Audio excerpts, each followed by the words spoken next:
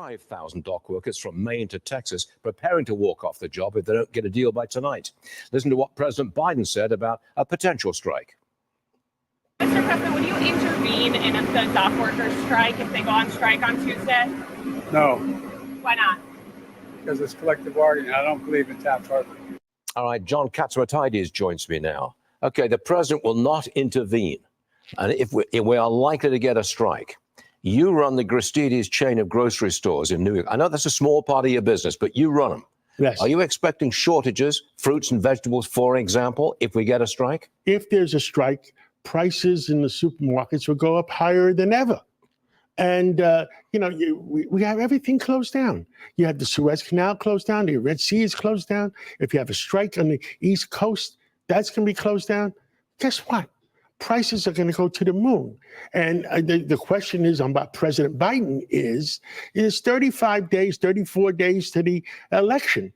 This is not going to be very good for Vice President Harris because she's depending on lower prices. Well, guess what? There is no price gouging. Prices will go higher than ever.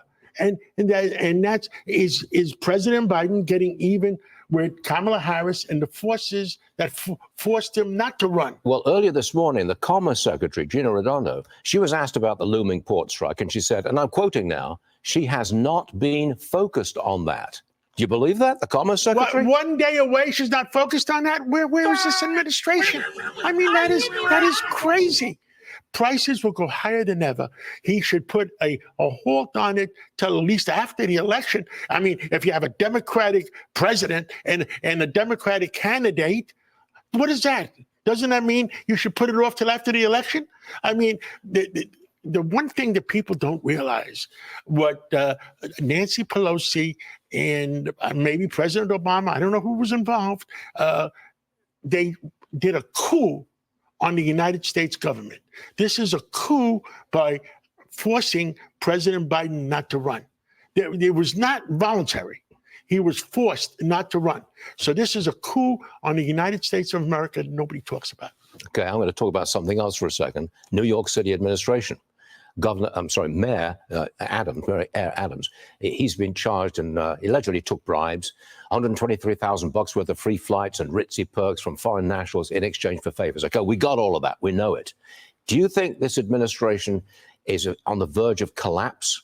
I mean, he's not leaving. He's going to fight these charges, which means we've got this administration in New York for at least the next year.